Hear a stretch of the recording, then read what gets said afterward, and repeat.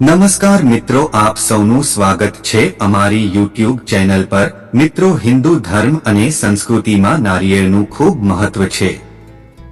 મંદિરમાં નારિયેળ ફોડવું કે ચઢાવવાના રિવાજ છે। હિન્દુ ધર્મની સારી રીતે ઓળખ કરીને જ એનું મહત્વને સમજવાના એને ધર્મથી જોડાય છે। એમાં જ નારિયેળના ઝાડ પણ શામેલ છે। નારિયેળને શ્રીફળ પણ કહેવાય છે। નારિયેળની ઉર્જાના એક ખૂબ સારું સ્ત્રોત છે, આથી તમે ભોજનની જગ્યા નારિયેળનો ઉપયોગ કરી શકો છો। નારિયેળની ચટણી બને છે અને નારિયેળના શાકમાં પણ ઉપયોગ કરાય છે।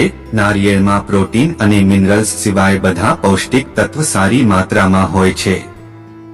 નારિયેળમાં vitamin, potassium, fibre, calcium, magnesium અને ખનિજ તત્વ પ્રચુર માત્રામાં હોય છે।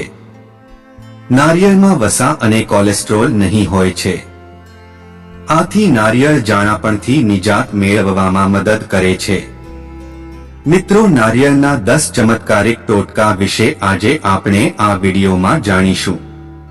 તે પહેલા મિત્રો, જો તમે અમારી આ ચેનલને સબસ્ક્રાઇબ ન કરી હોય તો ચેનલને સબસ્ક્રાઇબ કરીને વિડીયોને એક લાઇક કરવાનું ભૂલતા નહીં અને કોમેન્ટમાં તમારા ઇષ્ટદેવ અને કુળદેવીનું નામ જરૂરથી લખજો। નંબર 1, દેવામાંથી મુક્તિ મેળવવા માંગતા હોય તો ઉપાય કરો। એક નારિયેળ પર ચમેલીનું તેલ મિક્સ સિંદૂરથી સ્વાસ્તિક ચિહ્ન બનાવો। લાડુ કે ગોળ ચના સાથે હનુમાનજીના મંદિરમાં જઈને એમના ચરણોમાં અર્પિત કરીને ઋણમોચક મંગળ સ્ત્રોતના પાઠ કરો, તરત લાભ મળશે। નંબર 2 મિત્રો, જો તમે ભગવાનને પ્રસન્ન કરવા માંગતા હોય તો ઉપાય કરો। શનિવારના દિવસે સવારે નિત્ય કર્મ અને સ્નાન વગેરે કર્યા પછી તમારી લંબાઈ મુજબ કાળા દોરા લો અને એક નારિયેળ પર લપેટી લો। એના પછી નારિયેળનું પૂજન કરો અને નદીમાં પ્રવાહિત કરી દો। નદીમાં નારિયેળ પ્રવાહી કર્યા પછી ભગવાનને સાચા મનથી પ્રાર્થના કરો। મિત્રો, હૃદય એકદમ સાફ રાખવું ખૂબ જ જરૂરી છે। નંબર 3 મિત્રો, વ્યાપાર ધંધામાં કે બિઝનેસનો ભારે નુકસાન આવી રહ્યું હોય તો આ ઉપાય તમે અવશ્ય કરો। વ્યાપારમાં સતત ખોટ થઈ રહી હોય તો ગુરુવારે એક નારિયેળ 1.25 મીટર પીળા વસ્ત્રમાં લપેટીને એક જોડ જનેઉ, 1.25 પાવ મીઠાઈ, એના પછી આસપાસના કોઈ પણ વિષ્ણુ ભગવાનના મંદિરમાં સાચી શ્રદ્ધા અને સંકલ્પ સાથે ચઢાવી દો। થોડા દિવસો પછી તમે જોશો તો તમારા વેપાર ધંધામાં કે બિઝનેસમાં સારી એવી ઇન્કમ થવા લાગશે। નંબર 4, શું મિત્રો તમારા ઘરમાં ધન ટકતું નથી તો આ ઉપાય કરો। જો 1 રૂપિયા પણ સંચય નહીં થઈ રહ્યા હોય તો પરિવારની આર્થિક સંકટમાં ઘેરાઈ જાય છે। આ સમયે શુક્રવારે માતા લક્ષ્મીના મંદિરમાં જટાવાળું નારિયેળ, 1 ગુલાબ, 1 કમલ પુષ્પમાલા, 1.25 મીટર ગુલાબી કપડું, સફેદ કપડા, 1.25 પાવ ચમેલીનું તેલ, દહીં, સફેદ મીઠાઈ, 1 જોડ જનેઉ સાથે લક્ષ્મી માતાને અર્પિત કરો। એ પછી લક્ષ્મી માતાની કપૂર અને દેશી ઘીથી આરતી ઉતારો અને શ્રી કંકધારા સ્ત્રોતનો જાપ કરો। આમ કરવાથી ટૂંક જ સમયમાં આર્થિક સમસ્યાથી છુટકારો મળશે।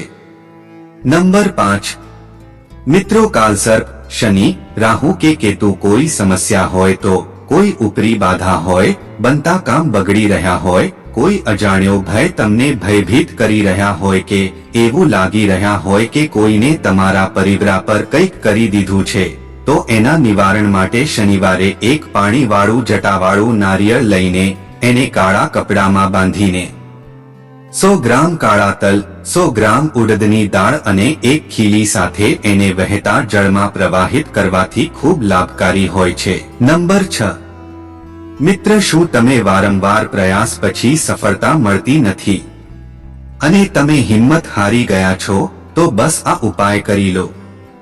તમે એક લાલ સુતરાઉં કપડું લો અને એને રેશાયુક્ત નારિયેળથી બાંધી લો અને પછી વહેતા જળમાં પ્રવાહિત કરી દો। જે સમયે તમે એને જળમાં પ્રવાહિત કરી રહ્યા હોય એ સમયે નારિયેળને 7 વાર તમારી જે તે કામના હોય અથવા તો મનમાં જે વાત હોય તો તે પણ જરૂર કહો। નંબર 7 મરોગ કે સંકટ દૂર કરવા માટે એક આખું નારિયેળ લો અને એને તમારા ઉપરથી 21 વાર ઉતારીને કે ઘુમાવીને કોઈ દેવસ્થાનની અગ્નિમાં નાખી દો. આ ઉપાય તમે મંગળવારે કે શનિવારે જ કરો. આવું 5 વાર કરો. આવું ઘરના બધા સભ્યો ઉપરથી ધુમાવીને કરશો તો ઉત્તમ થશે. આ સિવાય મંગળવારે અને શનિવારે હનુમાનજીના મંદિરમાં જઈને હનુમાન ચાલીસા વાંચો અને એકવાર એમને ચોલા જરૂર ચઢાવો. નંબર 8. શનિના સંકટથી મુક્તિ માટે આ ઉપાય કરો. 7 શનિવાર કોઈ પણ નદીમાં નારિયેળ પ્રવાહિત કરો અને તમારી આજુબાજુ કોઈ નદી ન હોય તો વહેતું પાણી હોય ત્યાં પણ નાળિયેરને પ્રવાહિત કરી શકો છો, પરંતુ ધ્યાન રાખો કે સતત 7 શનિવાર કરો, એમાંથી કોઈ પણ શનિવાર છૂટવું જોઈએ નહીં. નારિયેળ પ્રવાહિત કરતા આ મંત્રના પણ જાપ કરો. ઓમ રામદેવતાય નમઃ. નંબર 9. મિત્રો, આટલું કરો, જીવનભર રહેશો માલામાલ. દિવાળીના દિવસે ગણેશ અને મહાલક્ષ્મીની વિધિ વિધાનથી ચોકી સજાવો. ચોખાના ઢેર પર તાંબાના કલશ રાખો અને એક લાલ વસ્ત્રમાં નારિયેળ બાંધીને કળશમાં એવી રીતે રાખો કે કળશનો આગળના ભાગ જોવાય. કળશ વરુણદેવ પ્રતીક છે. હવે 2 દીપક પ્રગટાવો. એક ઘીનો, એક તેલનો. એક દીપક પાટાકે ચોકીની જમણી તરફ રાખો અને બીજો મૂર્તિના ચરણોમાં. એ સિવાય એક નાનું દીપક ગણેશજી પાસે રાખો. એ પછી વિધિ વિધાનથી પૂજા કરો. નંબર 10. કાયમી નોકરી માટે આ ઉપાય કરો. નારિયેળના છોતરાને સળગાવીને એમાંથી જે રાખ બને પછી એમાં નારિયેળનું પાણી મિક્સ કરી એક પેસ્ટ બનાવો. પછી એ પેસ્ટની 7 પડીકા બનાવો, જેમાંથી 4 પડીકા ઘરના ચારે ખૂણમાં રાખો અને એક પડીકું ઘરના ધાબા પર કોઈ સારી જગ્યાએ મૂકી દો. પછી એક પડીકું પીપળાના મૂળમાં મૂકો અને એક પડીકી તમારા ખિસ્સામાં રાખો.